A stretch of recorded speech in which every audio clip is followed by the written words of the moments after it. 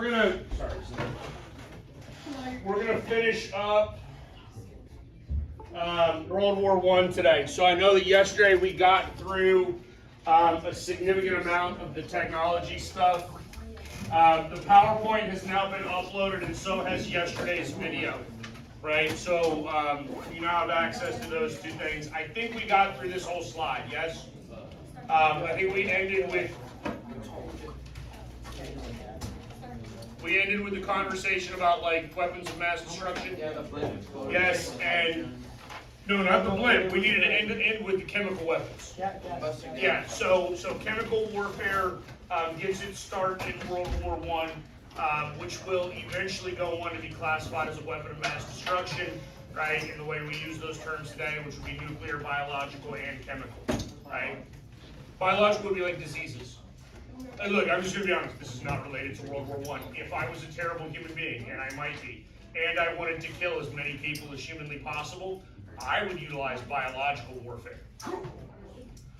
I mean, I would, because you realize that if I use biological warfare, I can like kill your whole country with a disease for which I already have an antidote, right, or a vaccine for, and then I can come in and take over everything in your country without actually destroying roads and hospitals and bridges and all of the stuff that I need.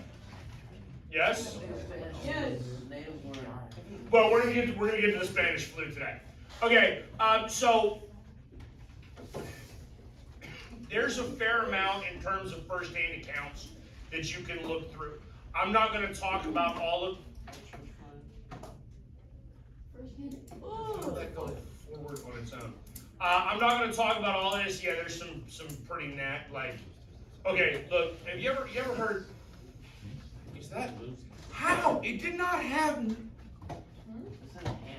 No, but like it. Oh, we're done. No, we're not done. No, we're not done. You're getting real good at finishing on time. I don't know. I'm sorry. I'm fairly technologically savvy. I don't know how to save PowerPoint yesterday. I did not click the little thing that was like use time. PowerPoint, you can actually put like timers on slides and it will play through it for you. I don't know if you knew that. It did not do that yesterday, yet somehow it's doing it today. I did not click that button. And if I would ever put a timer on the slide, I would not make the timer like 6 seconds or whatever that was. That's ridiculous. Okay, continuing with what I was talking about. I'm not going to read all of this for you. This is the kind of stuff that might be on the test tomorrow. Yeah, you have a test tomorrow. Wait. What? Whoa. Yeah, test tomorrow over imperialism in World War I. Okay, so you could theoretically get first-hand accounts. Here's what I really want you to understand as far as the first-hand accounts go. First and foremost, right? Life in the trenches is bad, right? It's actually terrible. Do we know anything about like basic building and like gravity and like, I mean, do we, like, just think logically for a second, right? If I dig a hole in the ground and it rains, where's all the water go? In the hole. In the hole, okay. So if I'm digging trenches in open fields and it rains, where's all the water go? In the hole. In the trenches. So here's the thing. This is one of the things that honestly is still in the, if the Marine Corps ingrained any two things into me, let's go with three things. There's probably three things that the Marine Corps really ingrained in me more than anything else, right? Following orders, no matter how stupid. It's actually really helped as a teacher, right? It was a joke. Okay. Kind of a joke, maybe not that much of a joke. Number two, right, you gotta stay hydrated. That matters. And number three is take care of your feet. Okay, that's really where this comes from. That image is essentially showing somebody with trench foot. So what ends up happening as you're in those terrible conditions, your feet stay wet, and as your feet stay wet, they will begin to like rot, right?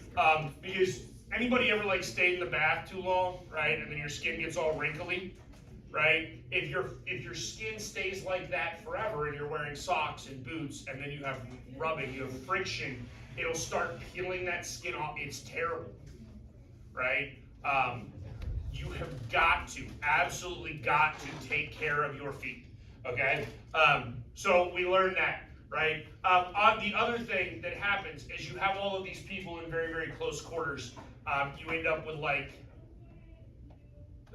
fleas, ticks, rats, like, yeah, it's not great. It's not good, right? You know, here you go, the rats were huge. They were so big, they would eat a wounded man if he didn't defend himself. Yeah, you know rats will eat people?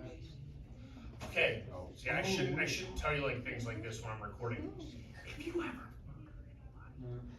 take their body to a hog farm, pigs will eat everything. They don't eat the teeth. What? They don't eat the teeth. They'll eat bone. Well, I thought you'd like you They'll eat bone. They'll eat bone. I don't know, like, maybe that doesn't get digested very well. But if you, just so you understand, I watch too much like True Crime.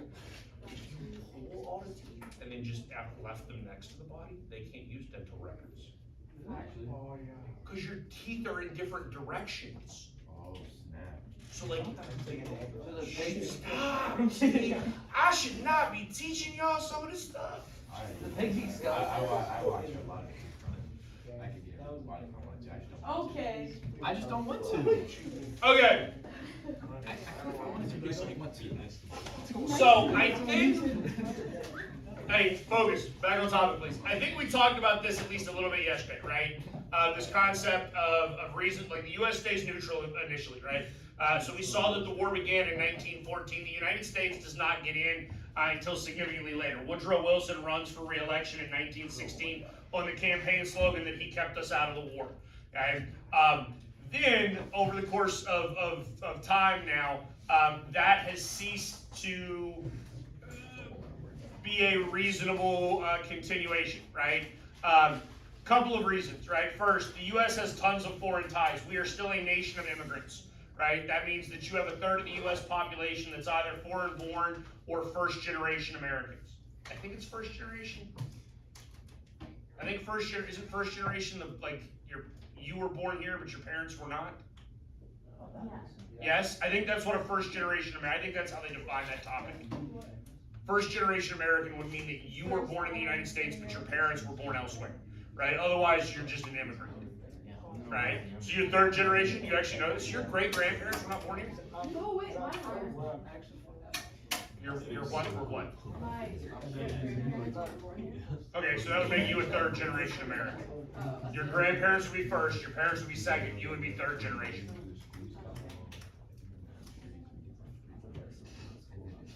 No, it's just, that's what it is. All right, so, again, y'all are talking this morning, right? So you have a lot of people that are foreign-born or have foreign ties. That makes it more difficult for the United States to stay neutral.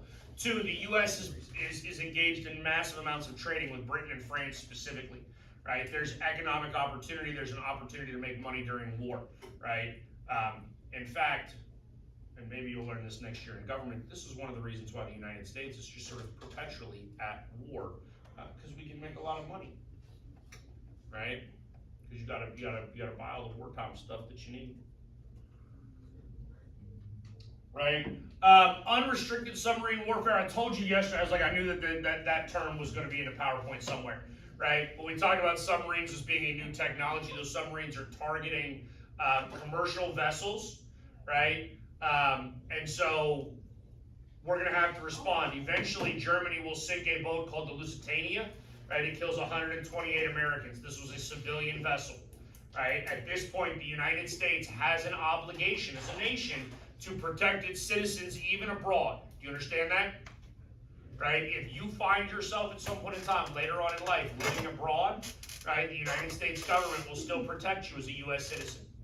Okay? That means that you can go like to a U.S. embassy and get safety. Right? If you murder somebody in a foreign country, just run to the U.S. embassy. Because you can't be pursued there. All right. 3, the Zimmerman telegram. I always find this fascinating. So basically, Germany sends a message to Mexico, and he was like, "Hey, attack the United States." And if you attack the United States, when we win the war over here, we'll come over there and we'll help you with the United States, and then we will give you back Texas and New Mexico and Arizona and like large portions of California. Is that where the message, like the letter was intercepted? Is that what this is talking about? Yes, where did you hear that from? Like, we learned it in world history. Okay, yeah. The Zimmerman telegram is an Yeah. intercepted communication, yes. Right, it's a secret note sent to Mexico.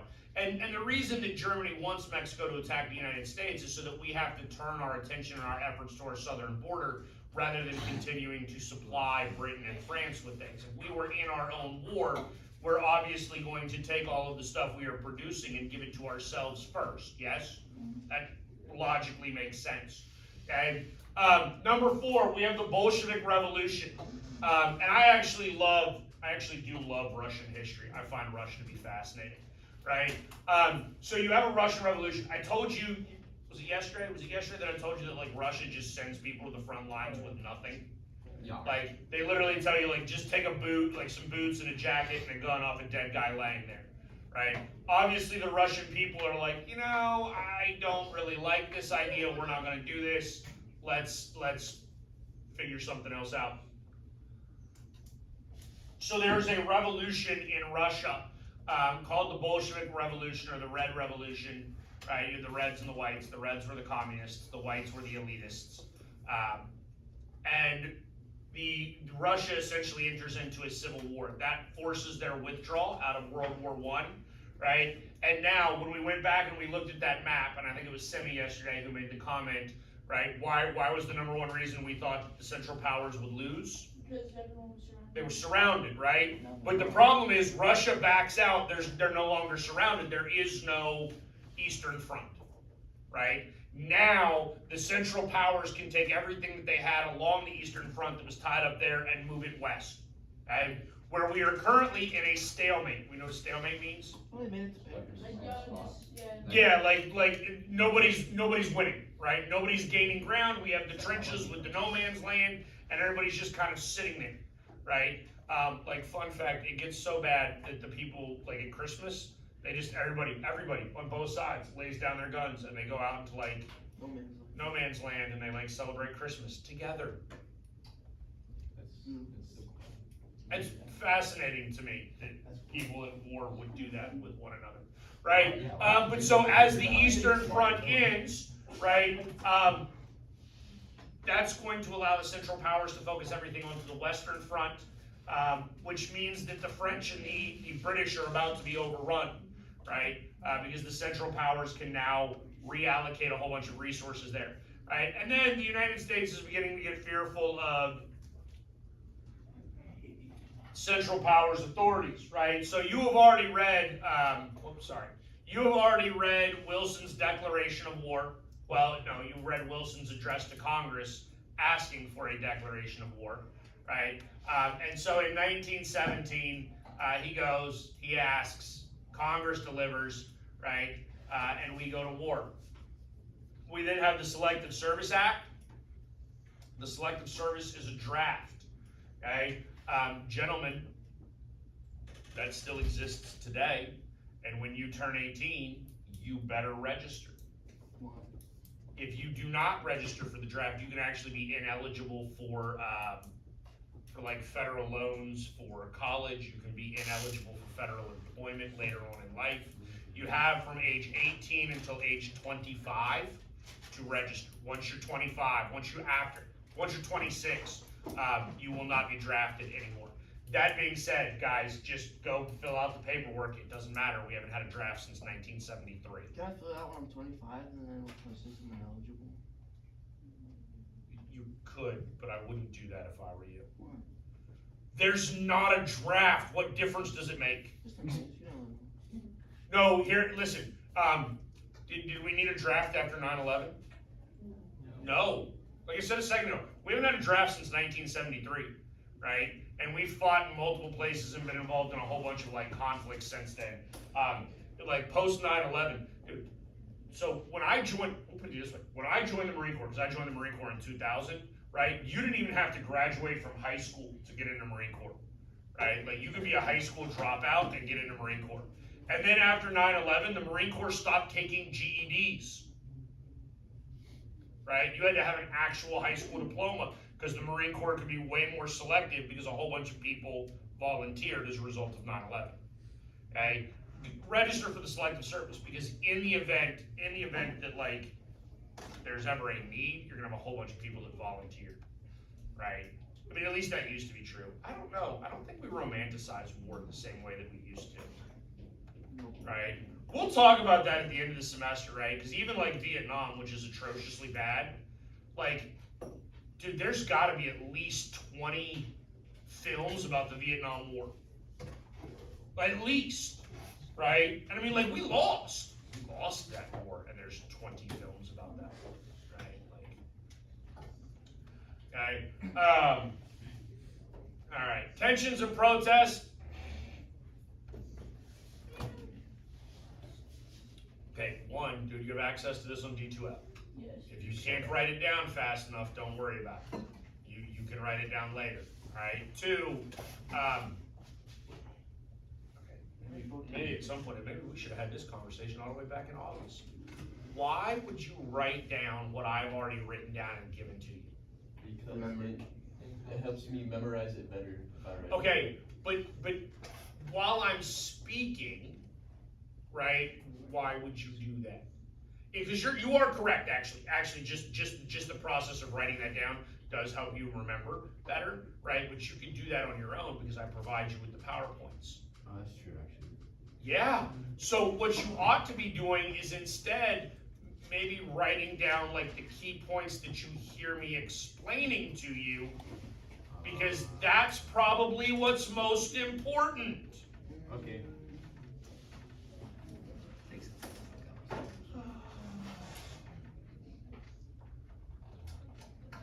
Okay, I know we talked about the Great Migration a little bit yesterday, right? You have all kinds of African Americans that are leaving the South, moving to cities, urbanization, going to metropolitan areas. I mean metropolitan. Going to actual cities though, right? Chicago's a real city by this point. In order to compete for jobs and in factories and things like that. There are certainly racial discrimination aspects that occur during war. That is a routine process as well. We'll talk about that over the course of time because it happens in pretty much every war. We basically discriminate against our enemy. What ultimately really becomes important here is the Espionage and the Sedition Acts, right? Congress basically passes a law that says it is illegal to interfere with the war effort, which includes like speaking ill about government or the draft or the war effort or things like that. This should be seen as a violation of like free speech. It is a violation of free speech. It absolutely is. Okay, and the Espionage Act is maybe not a violation of free speech, and this gets really complex in terms of what would and would not be permissible. Right? Because can I tell you that you should burn your draft card and not register for the draft? Yes. Is that free speech? Yes. Right? Or is that like actually trying to overthrow the government and possibly engage in espionage where I'm an agent of another government trying to prevent the U.S. from being able to like carry out its wartime necessary duties? You understand? Okay, that gets fairly complex. All right, so I know that we've talked about this. Oh no, maybe we haven't, right? Because the reality is this is probably actually the first real time that this happens, right? Because we industrialized. And so when we talk about these things sort of conceptually, as we talk about the progress of the United States, right? We industrialized, people moved to cities, right? And the men went to work, yes? Where are the men going now? To war, right? Therefore, who is going to work? The women have to go to work, okay? This is actually going to become wildly important because we'll see over the course of time that as women get like economic opportunity, they get some economic freedom, right? These uppity women then want like political freedom too, like personal freedom, like but seriously, every time we have something like this and women and minorities get like more opportunity to participate fully in society, right? Then the war ends and like white guys come back and white guys are like, I want my job back at the factory. And we somehow expect women and minorities to be like, okay, go away now. Thank you so much for all you did for 4 years. Please leave now. Like, why would you leave? Show your gratitude. Who's to the veteran that's returning from the war?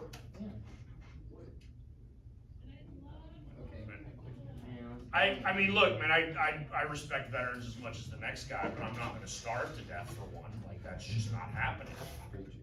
I'm not going to give up my job because they volunteered and served in a war. Right? I mean, I'm just not doing it. Right? You actually have a number of women that will join the war effort as well, right? They get clerical positions, they can work as nurses. You actually have like the Army Corps of Nurses. Some of them do go into work in the factories as sort of a necessity. But there's all sorts of different things that women can actually end up doing because there's opportunities that did not exist before. I think we already talked about the Food Administration, didn't we? Yes. All right, so let's go on to the War Industries Board, right? All right, we are a capitalistic country. Do you understand what that means? Like, when industrialization happened, and we understand that that's the creation or the implementation of capitalism in America, right? What is capitalism? Private profit. That's a decent starting spot, right? Private profit, right? It's the idea that companies in the market decide what to produce and how much to produce and what to sell the product at and all of that stuff, and then the consumers get to decide what they want to buy, what they don't want to buy. Yes? Okay. For the most part, we have a history of believing in laissez-faire capitalism, right? Wartime is going to be one of the exceptions, right? So during the war effort, we're going to see, and we do this in World War I and in World War II, the United States government is going to take over, or is going to begin to tell factories sort of what to produce and how much to produce, right?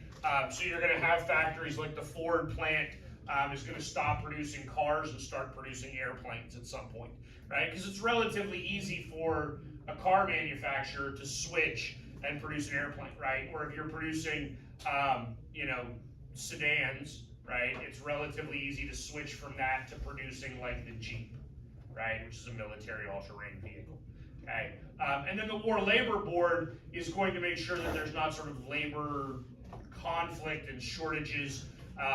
You're not really going to be able to protest during this time or like strike because it's anti-American and that is detrimental to the general war effort. Right? Propaganda shouldn't surprise you. There's all sorts of propaganda that occurs when war breaks out, right?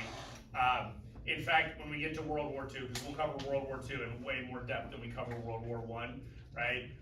You'll get to see all of the racist propaganda, not all of it, you'll get to see some of the racist propaganda cartoons of Dr. Seuss, right? The idea, propaganda can actually be very helpful in generating support and creating emotional responses and just allowing for sort of a moral, psychological, and intellectual justification for the behaviors that have to happen in wartime. And they don't really have a choice, like they have to. And it's gonna happen in pretty much every genre of whatever, right? Like all of them. All right. So we have the American Expeditionary Force, right?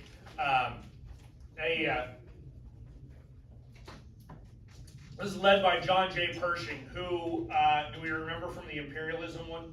So here's the thing, I don't know why, this is one of the guys, first of all, there's probably hundreds of military leaders that are like semi-important to American history. This is a guy that shows up on Star from time to time, and I'll be honest, I don't really understand why. I don't think he's that significant. but because he shows up on Star, I'm gonna at least make sure that we cover him. So he takes over the American Expeditionary Force and basically transforms it. He takes it and sort of structures, reevaluates the mission of the force, right? And so he takes what are inexperienced troops and turns them into an effective fighting force, which good military leaders ought to be able to do. Okay? That allows Americans to begin to break through on the Western Front and begin to actually gain ground. And the great thing about it is once you actually start to gain ground, it gets pretty easy to continue to gain ground, right? Because if we go back and we look at that idea of trench warfare and no man's land, right? If I cross no man's land, what do I get to do? I get to take the other guy's trench. I don't have to build fortification at that point because I've basically stolen your fortification, right? So once that progress begins to happen, it happens significantly easier.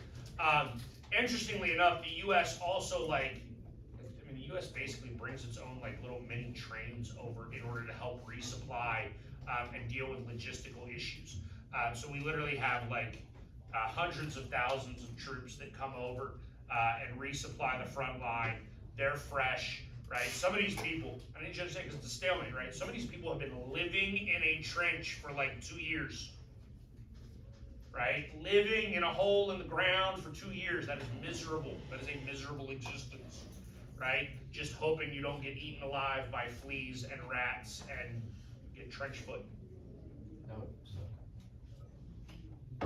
Right, so the very influx of American troops is a morale boost for our side as well, right? We already talked about the stalemate prior to America arriving. We have that no man's land. Even in instances where progress was made on one side or the other, you're talking about taking maybe a mile in a couple of months, right? It's not, the progress is not very good. And I hope I explained the machine gun, because that's really the one that does you in, right? More than anything else.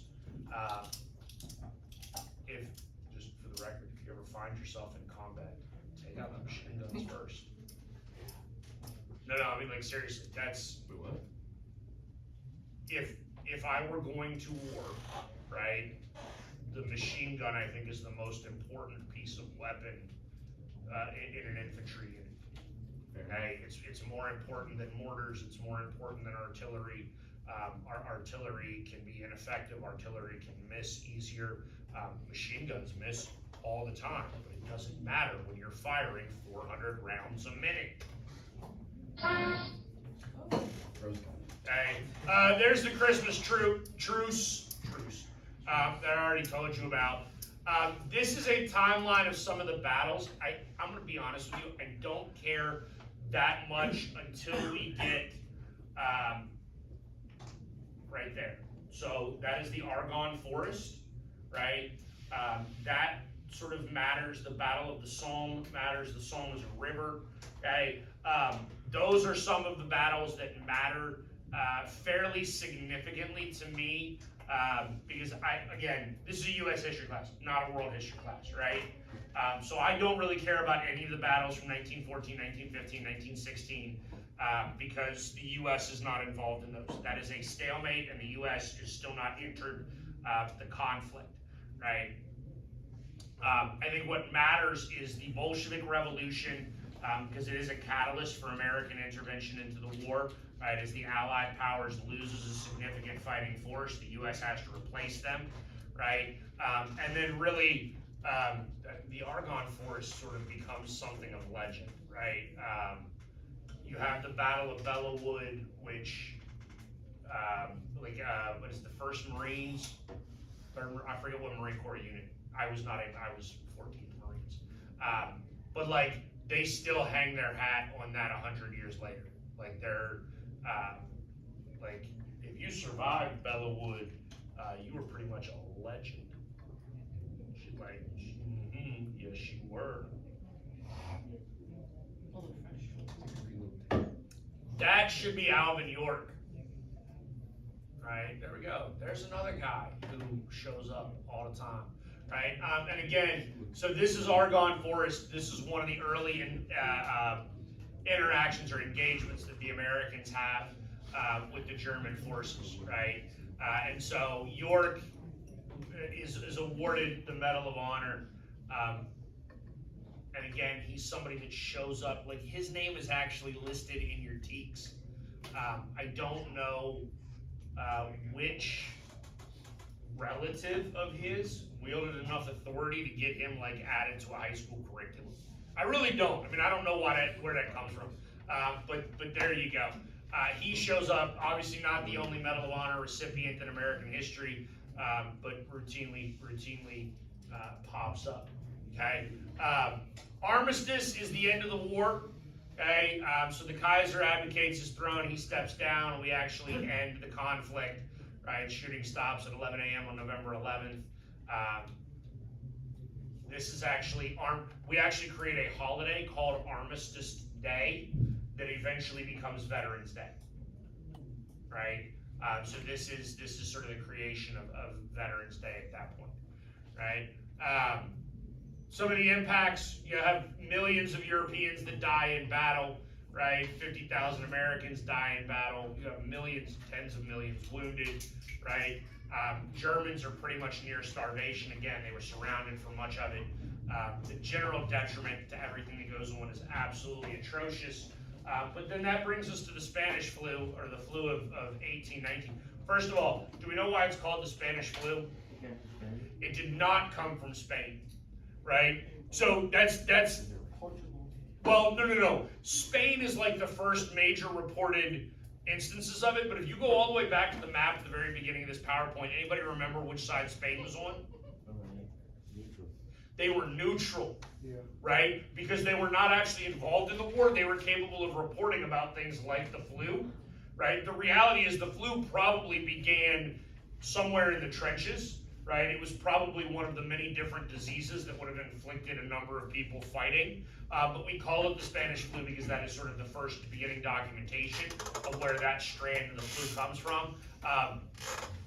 The Spanish flu kills way more people than World War I, right? And it is a worldwide pandemic. Okay? To put it into perspective for you, right? Because y'all lived through a pandemic, yes? Right? COVID killed what percentage of the world's population? Way less than 1%. It was like 0.01% of the world's population or whatever, right? The Spanish flu kills like 5% of the world's population, right? That means 1 out of like every 20 people is dead. Like, think about that for a second, because the reality is with COVID, we're looking around in this room, right? The likelihood of any of us dying from COVID in this room is incredibly low, yes? Spanish flu, dude, one of us is going to kick it. A room this small, one of us is going to die. Right? The Black Death was, like the bubonic plague was probably worse, but record keeping was way worse. The problem is record keeping is so bad back then, it's really, really hard to determine like what actual percentages of people died. The Black Plague is actually fascinating because you also had like city-states back then, and was it Venice? My wife can tell you because my wife teaches this stuff. I don't teach ancient history, but I want to say it was like an Italian city-state that basically shut down all trade and commerce, like locked the city walls, and they had no bubonic plague whatsoever. Like they all survived it because they isolated. They engaged in social distancing. Then how do they get immunity? How they get immunity? They did.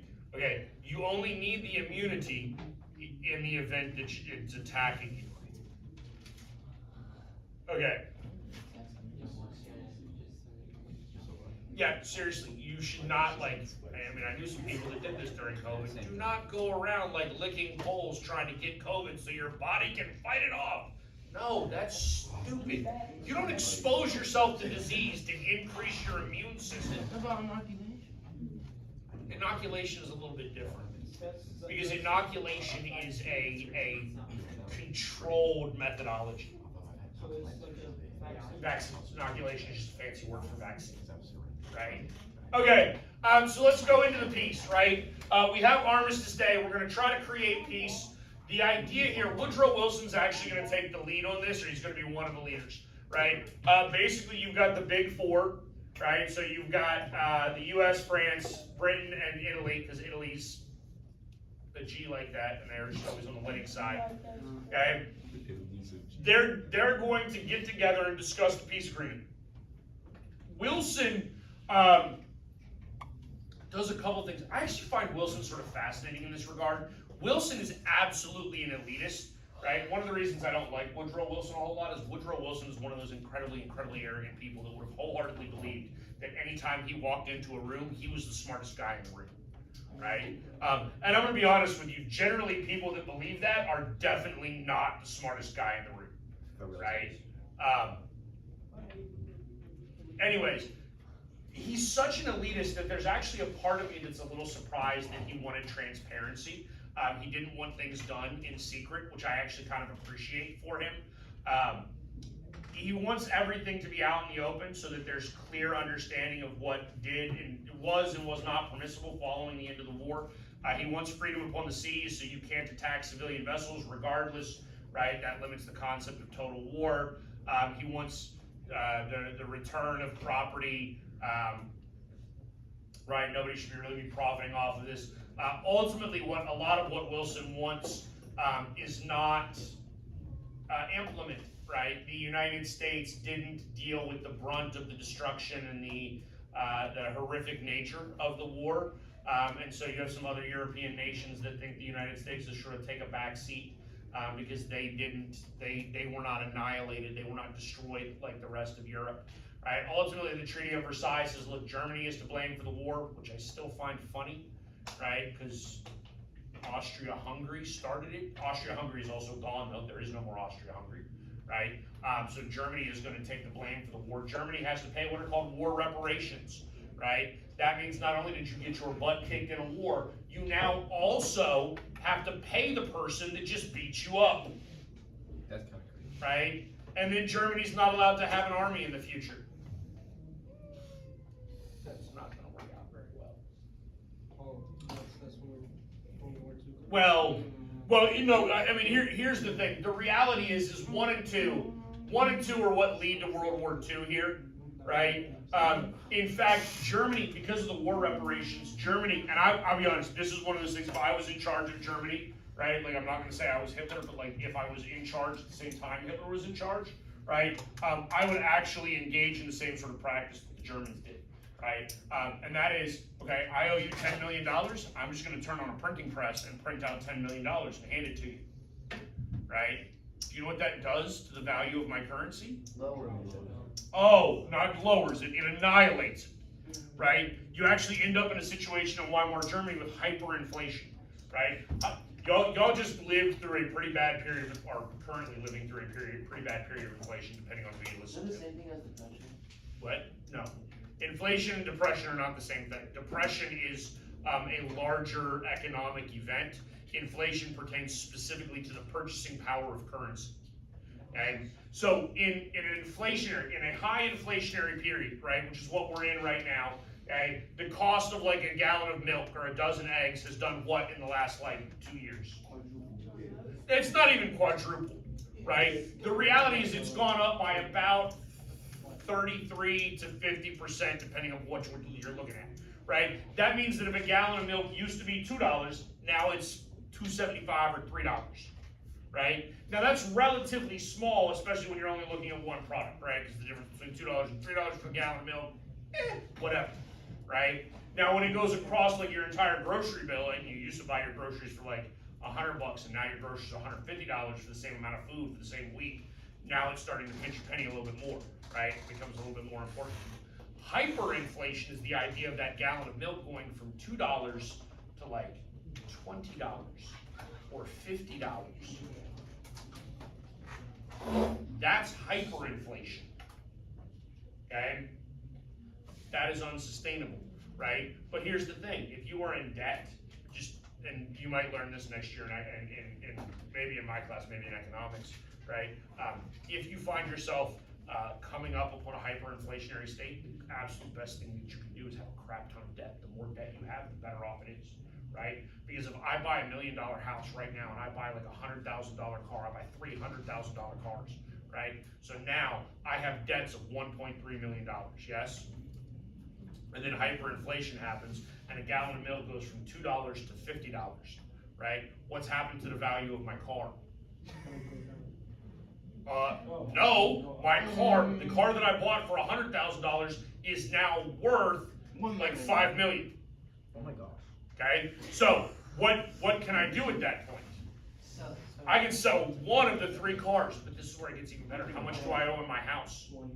1.3 million, right? Now I can take, because I sold the car for like 3 million, right?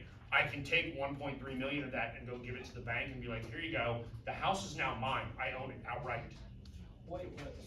So who's gonna buy it though?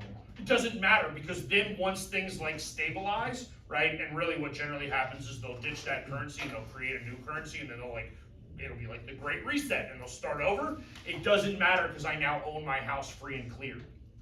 Because I paid it off to the bank with absolutely worthless money. Somebody else got holding the bag on that one, not me.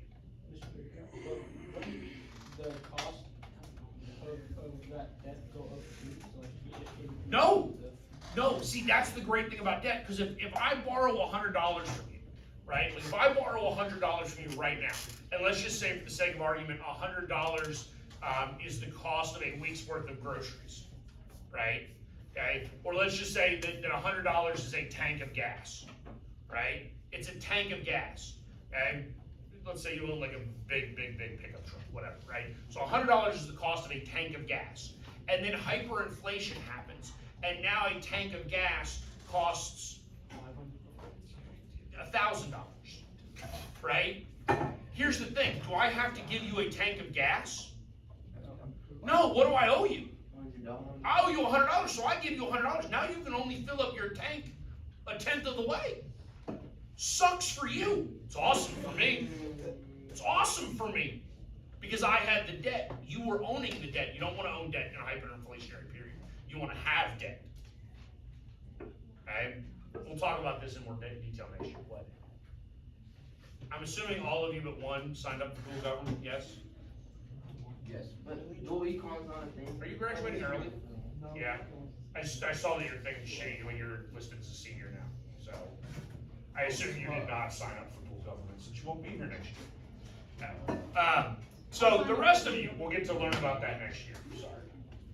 Okay. Wilson's return home. So Wilson comes back. You actually read about this on Wednesday or